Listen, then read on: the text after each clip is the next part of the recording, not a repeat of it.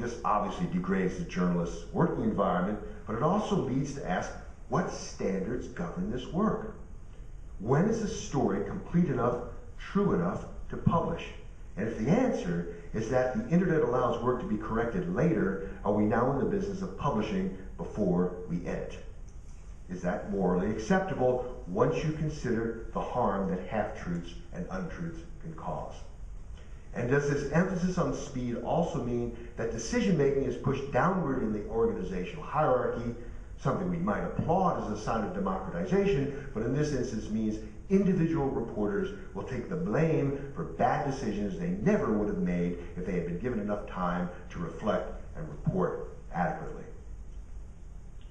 The rush to embrace these new internet-based multimedia technologies and to deploy them in this way is coming from business people who are eager to extend market dominance to these new media.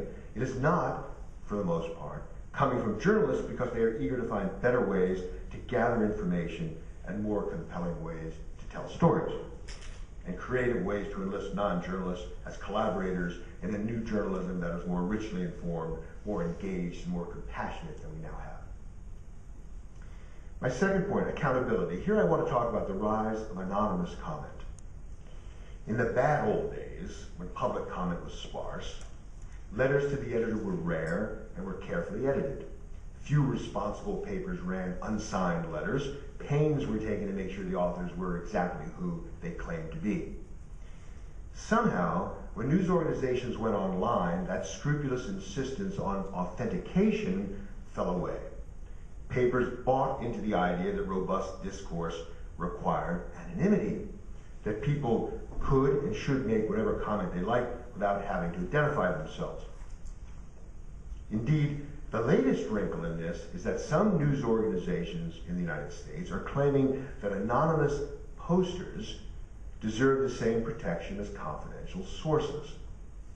That people who comment online on a news report are entitled to the same consideration and protection as vulnerable sources who might have been relied on in compiling that report.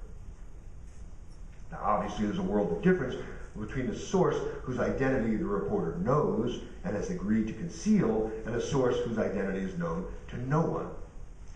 Plainly, there are times when anonymity is powerfully beneficial, but signing on to a culture of discourse in which nameless and reckless denunciation is normalized is a deeply troubling development.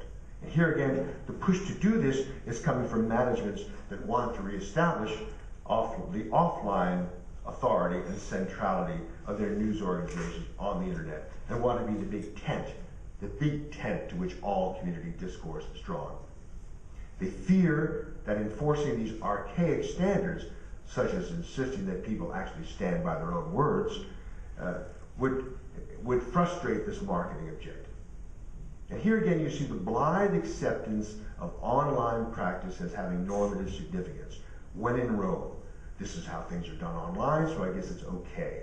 And finally, you again see a real failure to consider harms, not only in this case defamation, but in my view, unrestrained anonymous speech leads to a bruising, painful style of discourse that actually discourages and suppresses public participation and leads people who might honestly have things to say to sit down and shut up.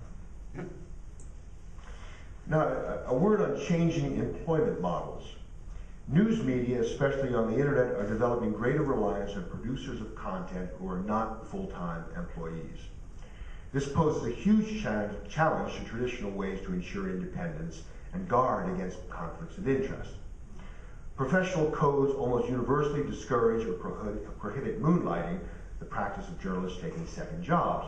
And for good reason. The temptation is almost irresistible to allow loyalties and obligations that the journalist incurs by accepting employment and money from elsewhere to influence his or her work. But what if the entire business is changing because news organizations find it beneficial and cheaper to get more and more of their content from people who are not on their staffs? The professional journalist, who's also a teacher, a writer of copy for public relations firms, a fiction writer, a poet, a person, in short, who is entangled in any number of knowledge-related practices. How can you forbid moonlighting if the people you depend on have careers that consist entirely in moonlight. So the notion that journalists have some obligation to be independent arose at a time when that independence was assured, paradoxically, by a dependency that was clear and unambiguous. The reporter could rely on his or her employer for principal support. But now, remember, the reader is still entitled to honest, independent reportage from people who aren't secretly being paid to tilt their work one way or the other. Plainly, the rules governing conflict of interest need to be re-examined. When they are enforced, the results are puzzling. Last fall, the New York Times fired a Harvard Business School professor as a columnist because she'd written a column based in part on a trip to a corporate innovation center paid for by the company 3M. Now, the Times had no intention of paying the cost of that trip and was quite happy to publish a column that was plainly based on such a visit. And had the professor used Harvard money to go, the Times would have been okay with that, even though it would, in effect, have been accepting a subsidy from Harvard. So this wasn't fair to the professor, just as freelance writers are being squeezed out of existence by plummeting pay rates and the enforcement of conflict rules that make it impossible for them to pay their own costs. Anyway, I think this is almost an exemplar of some of the problems we'll face in the future, with a great many of the most talented journalists and commentators by necessity working for multiple masters. And unlike some of the other problems I see emerging, this one is getting attention. The most popular online solution, however, is not especially effective. It is disclosure. Now, I'm in favor of disclosing conflicts, but it isn't a solution. What do you disclose? Do you disclose your current clients or your prospective clients?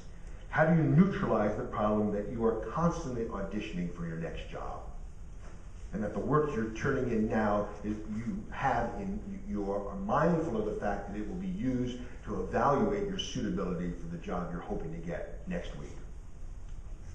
Besides, disclosure doesn't clean up the journalism, it merely warns the reader that it might be dirty. The problem is that we extol independence, but have entered into a business structure of serial and unpredictable dependencies. Now finally, internet advertising and calibrated news.